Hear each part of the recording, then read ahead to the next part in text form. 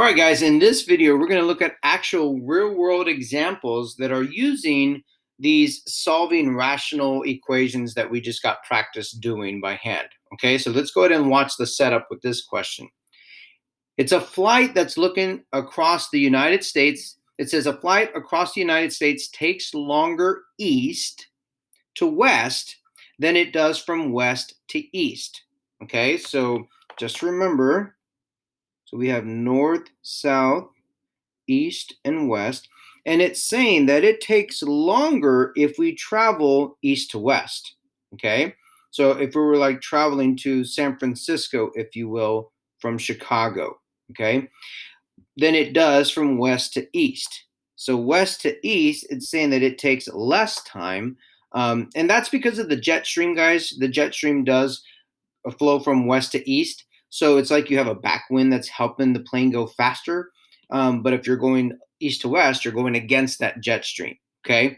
So assume that winds are constant in the eastward direction. So that's an important word right there. So the winds are constant means that they're going to be at the same rate. Okay. So same rate the entire time. It's not going to like blow really hard and then soft and then really hard. It's not variegated. It's constant. It's going to remain the same. So I know that in real life that's not feasible, but in this particular example, we don't know physics yet per se to that level. We're just going to say that it's constant the entire time. Okay, so when the plane flies westward, the headwind decreases the airplane speed, which makes sense by the jet stream. But when the plane flies eastward, the tailwind increases its speed. So you actually go faster than what you would, okay? So the time for a round trip shown at the right is 7 3/4 of an hour, okay? If the plane cruises at 480 miles per hour, what is the speed of the wind? Guys, there is so much going on right here, okay? And what we're going to look at is it's all about the setup. This is a you know it or you don't kind of problem. There's no faking it until you make it, if you will. This is a you know how to set it up or you do not. Okay, so let's go ahead and start off with an equation that we have learned years prior, which is D equals RT, where distance is equal to the rate times the time. Okay, now this right here, although it was so subtly given to you, is huge as far as setting up this problem. Okay, so the time for a round trip, that means to and from, is 7 3/4 hour. So that's the total time going back and forth. Okay, now this is huge because we're analyzing and we're trying to solve our answer, using this time, if you will. Well, if distance is equal to time, and I divide both sides, let's say, by r, then I could create another equation that says that d over r is equal to time. Okay? If I were to divide both sides by t, well, those would cancel, and I would have r is equal to the distance over t. And that makes sense. The distance over time, that's your rate. You've been doing that for a while. That's like m. The distance is the change in position. The time is the change in the x's. So this right here is a lot the same as this right here. Okay, but again, we are given this equation way back in the day, not too long ago. But I can develop three equations from, or have three equations total from that. Okay, and the one that we're going to use for this particular one is the one that's correlated with the time all by itself. That is right here talking about that time. So it's distance divided by the time. Now, let's look at our distance. Our distance that was given is 1,850. Okay, so 1,850 is this distance. So here we go. I'm going to have two times that will add together to get one complete full time. Notice this. I have a round trip flight. Okay, so let's say that I'm going from west to east. So I'm going from west to east. Okay, so I'm going this way per se. Well, I have the tailwind that's going to help me. Okay, And that tailwind that's going to help me, well, let's think about it. If I'm cruising at 480, that's my speed. So I'm in the plane, and on my speedometer, on the plane, if you will, it says I'm going 480 miles an hour. Okay, now check this out. This is a rate. That's here. So I have two times. I'm going to have time 1 and time 2.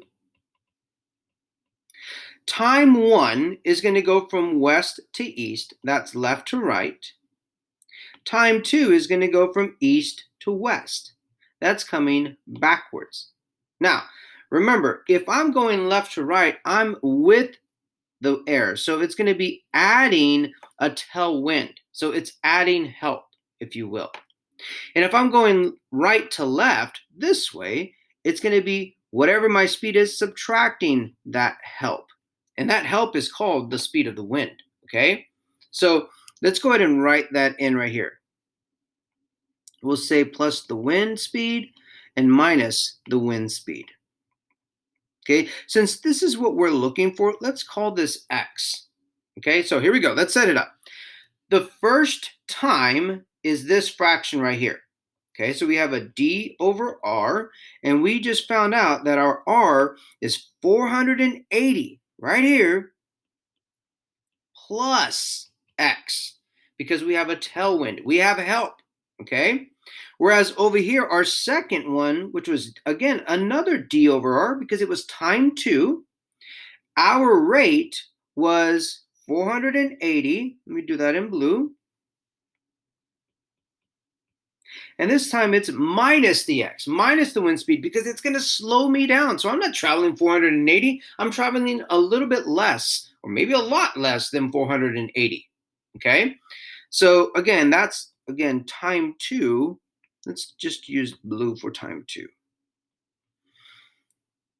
Just so that we can kind of see everything.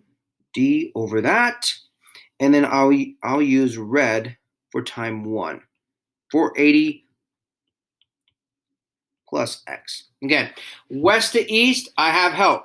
East to west, I'm going against the wind, okay? We will add these two times together, time 1 plus time 2, and it's going to equal our total time. It is round trip, and our total time is going to be 7.75 hours, okay? 7 3/4 is the same as 7.75. So I'm going to go ahead and just leave it as this decimal for right now. And right here, here's my rational equation that you can see. My goal is to solve for x, because if I solve for x, I can see what is that wind speed, okay? And that wind speed is constant. It's just the same no matter what. And it's still blowing west to east. But at least I know when I solve and I find x, that will be that same wind speed, whether it's helping me or whether it's hurting me and slowing me down. Okay, so again, real quick, briefly, what we did is we had d is equal to rt. We solve for t all by itself, so that we get these small little time increments as distance over radius, or it's not radius, over rate. So the distance over this rate, the distance over this rate is going to be time 1 plus time 2 is total time, and that's how we have it here. So the last thing that I'll put in these pieces right here for D is going to be this part right here, this constant remaining distance. It's the same going, traveling east and traveling west. It's still the same distance. Okay, so now all I have to do is just solve this out, and I'm good to go. So with the calculator, you could do the solve feature and get that very, very quickly. Let me just show you the setup on that. But I do want to show you how to do this by hand too, because on, again, SAT non-calculator portions, you need to know how to do this or you're kind of lost. So you're solving for x, and we would get our answer that way. So let's go to the calculator real quick. We'll say solve this feature for 7.75 is equal to, I'm going to have all of this and then comma x. Okay, so we'll come over here, we'll put a fraction, 1850. We are getting help from the wind. And then we're going to have 1850. And then we are working against the wind. and then comma x, and then our answer is a positive or a negative 35.195. So our answer, positive or negative, that's just showing you that it's, on this case, going to be two different answers, because when we do it by hand, we're going to get some form of quadratic. We're going to get x squared equals stuff. And when I take the square root, just like we've learned from before, you have a positive and a negative answer. And in this context of this real world problem is the positive blowing to the right and the negative blowing to the left? Or how do you determine that? It's just showing you direction. But nonetheless, if I said, what is that speed? Okay, that speed, so let me show you this real quick. This positive and negative is saying like velocity, if you will. You could have a positive velocity because you're traveling forward. You could have a negative velocity because you're traveling backwards. But speed is the absolute value of that velocity. So you're only going to have a positive representation. In other words, guys, on the road, you don't have a velocity limit sign that says velocity limit. Okay? You don't have a velocity limit of 70 miles an hour, because then you could travel 70 miles an hour backwards. And I don't think that that's legal for you to go on the highway 70 miles an hour backwards. And the reason why it's not legal is because it doesn't say velocity limit, it says speed limit. So we're taking this absolute value interpretation of, we're not going to have a positive and a negative answer. We're only going to have that positive answer. So this is x is approximately, we'll by default go to 3 decimal places, 195 miles an hour. Okay, so over here, we're only going to look at this positive representation. So 35.195 miles an hour, that is our speed of the wind. Now, if I'm looking at doing this by hand and not by the solve feature, because we have to know how to do that also as far as multiple choice answers of non-calculator questions, we got to know how to multiply or manipulate this piece right here. Okay, so we're going to go straight to that LCM that we did before on the previous video. But now this is a real world example, but nonetheless, let's identify what the LCM is. Okay, so here we go. The first one, the first denominator is 1. So we know we're going to have a 1, which I don't have to write down. Again, we are developing what is our LCM. So we know 1. I'll just go ahead and write it down. We have 480 plus x. We have to make sure that we write it as a binomial factor. And then we also have 480 minus x.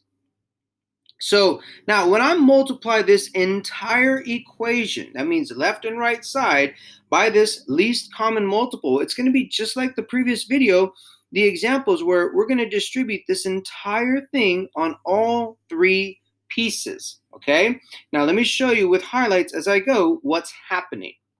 Now, when I distribute this first one, nothing cancels because there's an understood 1. There aren't any other factors in the bottom. Okay, so what this is going to equal is 480 plus x, 480 minus x, and it's multiplied with the 7.75. Now, let's go ahead and put equal sign, an equal sign, because now we're going to go to the other side. We're going to multiply this with the second piece, and now this will cancel with this one. This is remaining to multiply with 1850, and we would have something that looks like this. 480 minus x remained after that cancellation, multiplied by 1850. This is our term right here, if you will. Okay, and now we're going to add our last term. Okay, let's shade it as we go. 480 minus x will cancel with this to a form of 1, so that you have 480 plus x is left over with this. So 480 plus x is left over multiplying with 1850. This is our last term here. And notice, our LCM helped us to where we no longer have denominators with any variables. It's just understood ones. Like we don't have any number other than 1 in the denominator. That's the purpose of LCM.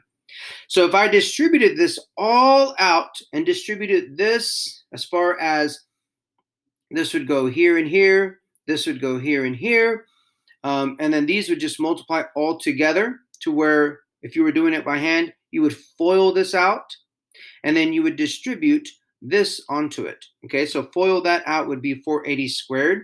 minus x squared.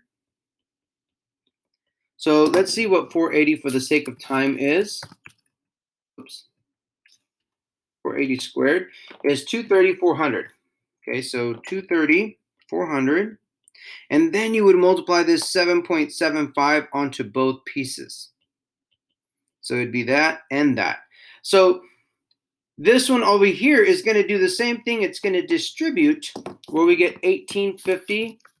And I know you're probably thinking, why are you using, if you're using the calculator, why not just use the solve feature? I'm just showing you the algebra that's involved.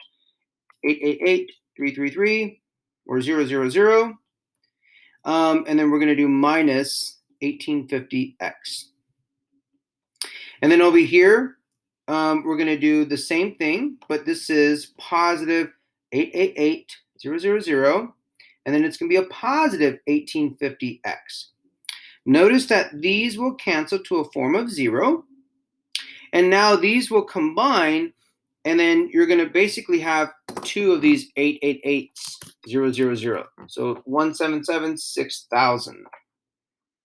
No, no, that's not a number, but 1,776,000 is equal to this stuff here. And now, look, I'm going to divide by 7.75. So we'll come over here and divide by 7.75. And for the sake of time, I'm doing this with the calculator so that I have this as an answer. Now, I will then subtract it from this number and then take the square root. Okay, so 230, because just real quick, I would have 230, 400 minus x squared after I divided by, what was this, 7.75. On the right side, I'm left with this number right here. Okay, so let me go ahead and subtract it from 230 and move the x squared over to the right. So I'm going to be moving this over here by subtracting it and moving this over, so where I have x squared is equal to whatever this minus this equals. Okay, so let's go ahead and do 230, 400 minus the answer that we got up here, and that is going to be is equal to x squared. So let's say 123 or 1238.709-ish, okay? And when I square root it, because I want to square root both sides, I'm still going to get that same answer. I just showed you all the algebra, and for the sake of time, I'm using the calculator so that we're not here forever and a day. Okay, so take the square root. It is going to be a positive or a negative answer, but you see that it's 35,195, which is what we already had written as far as when we did the solve feature, okay? It is a plus or minus answer because I initiated that right here. So this would be a plus or a minus answer. But again, because we're talking about speed, we're going to only interpret the positive. So nonetheless, this is our answer. The biggest thing is the setup, guys. The math with the solve feature especially, it's the easy part. But it's the setup as far as with the pieces that they gave us, were we able to come up with this equation here? And how do we get each independent time from this equation of d is equal to RT kind of manipulated to get this time is equal to d over r, okay? Please, please, please understand that you will be expected to remember those going forward because most likely they will be on non-calculator portions of like SATs and stuff like that, or PSAT for next year. A lot of you juniors will be taking that PSAT. Now, our last example, real world problem, shows you're riding a bike to a store 4 miles away. Okay, so let's pretend like you're here. Here's your bike. You have an awesome bike. Okay, a lot of people have bikes right now because there's nothing else to do with us at home learning. So we have our bike. That's a horrible bike, but that's your bike. And you have 4 miles away. Here's the store. Okay, let's give this store a little door. All right. And this is 4 miles away. To pick up things for dinner. When there is no wind, you ride at 10 miles an hour. When there's no wind. So today your trip to the store and back took 1 hour. Write a rational equation. Write a rational equation you can use to find the speed of the wind today. So when there is no wind, you ride 10 miles an hour. Now, that doesn't mean that you're not going to set it up with wind. It's saying if there was no wind, you go 10 miles an hour. That's like back here. If there's no wind, you travel 480.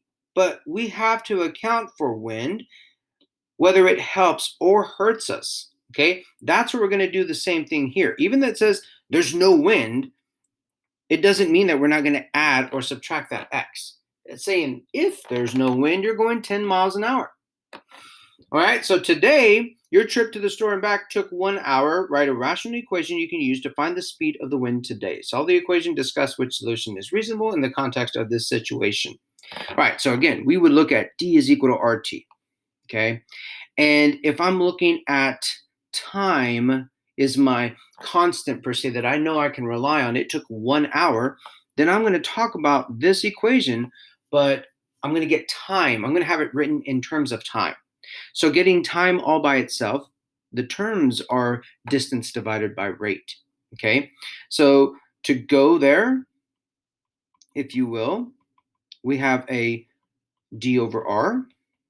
And then to come back, we also have a d over r. We're going to add those together because this is time 1, this is time 2, and it will equal our total time, if you will. Okay, well, we know our total time is just 1 hour. So let's put 1 there. That's our total time. And now we're going to go ahead and write these as far as the pieces that we have. Okay, our rate is going to be 10, we could say plus x, and 10 minus x. Let's say that the wind was helping us to go there, but was hurting us coming back. Either way, it's going to be the same thing. If you decided to put minus x here and you put plus x here, it's going to give you the same because you're adding these fractions. In addition, order doesn't matter. Okay, so we're going to go ahead and put that here, that it helped, and that it hurt. Okay, and now the distance. Because remember, we're going to solve for this, but that means we should only have one variable to solve. Everything else should be a number of some kind. So what is the distance? The distance was 4 miles away. So now this is our equation that we're going to solve for. Okay, so now I can use the calculator and do a solve feature on all of this, which I'll really quickly do. And then I'm going to solve for x. So, we're going to come over here and use the calculator. And whenever you're doing this, guys, as far as solving for x here, it doesn't matter what variable you use. Like if you wanted to use w for wind, you could use that. Let's go ahead and use the solve feature. So menu 3.1. We have 1 is equal to this first time, which is d over r. So the distance of 4 over 10 plus x. And then we're going to add because it's a total time. And then we're going to have 4 over 10 minus x. We're going to do comma x, and then we get this. So let's go back up here and press Control Enter so we get nice clean decimals. Excuse me, and then you can see it's going to be 4.472. So x is approximately 4.472. Technically a positive and a negative interpretation, but because we're looking for speed of the wind, we're going to say it's just the positive, and the units are miles per hour. Distance is just miles. Time is just hours. But if we're looking at a rate of some kind, it's going to be miles per hour. Okay, and we know that because we know our manipulation is going to be d over t, which is showing miles per hour. Okay, so 4.472 miles per hour is the wind's speed. If you left it as your square root, it'd be 2 root 5. Or 2 root 5. That's what it's showing in the written notes. Okay, so now let's do this by hand, just to make sure that we're good to go for the non-calculator portions again of the SAT. So we are just trying to figure this out. So the LCM, here we go. This denominator here is 1, not 0. Then we have 10 plus x, and we have 10 minus x. So our LCD, or LCM, same thing, is going to be 10 plus x 10 minus x. Whoops. Parentheses are important. And now I'm going to distribute this, whoops, on both sides. So we have 1 is equal to all of that. Let me go ahead and distribute it to every single term. So this LCD will distribute here, here, and here. Distributing the first place, we just get 10 plus x, 10 minus x, all over 1, nothing canceled. Now distributing this 10 plus x is going to simplify with this to a form of 1. What do you have left over? You have 10 minus x times 4. So 10 minus x times 4 is your first piece. Okay, so now when I distribute it across the third one, the 10 minus x's cancel, so that I have the 10 plus x with the 4 left over. 10 plus x with the 4 left over is this third and final piece. It is addition that we have in between. And now I could solve this by hand and get my answer. Okay, so we have, let's go ahead and distribute that, distribute this. We have 40 minus 4x. We have 40 plus 4x. There is an addition here. So when you are adding, nothing's going to change here. So they'll stay the same as far as signs. And now you can see, ooh, these cancel to 0. So that you have 80 on the right side. Whoops. And then over here on the left side, you have to distribute this whole thing. This is a difference of squares. So it's going to be 100 minus x squared, which is going to still be here. And now I don't like negative coefficients, so I would move everything to the right side and make it a positive x squared. So we're subtracting 100 so that we get this. Setting it equal to 0, we have x squared is equal to, x squared minus 20 is equal to 0. So if I were to, okay, from here I'm going to solve for x. I'm going to add 20 to the left side and then take the square root. Well, we know square root of both sides, I have a plus or a minus here and just x over here. So 20, let's go ahead and write it as 4 times 5. This 4 will come out as a 2. The 5 remains inside. We still have a plus or minus answer. This is how we get this 2 root 5 with the calculator. Because we're looking at speed, we're going to interpret just the absolute value of whatever this is here. So positive or negative, it's going to be interpreted as just a positive, and we get x is equal to that miles per hour. That's how you do it by hand. All right, guys. Hope this helped. You should be good to go. Again, if you have any questions, just look us up on the Google Meet tutorials.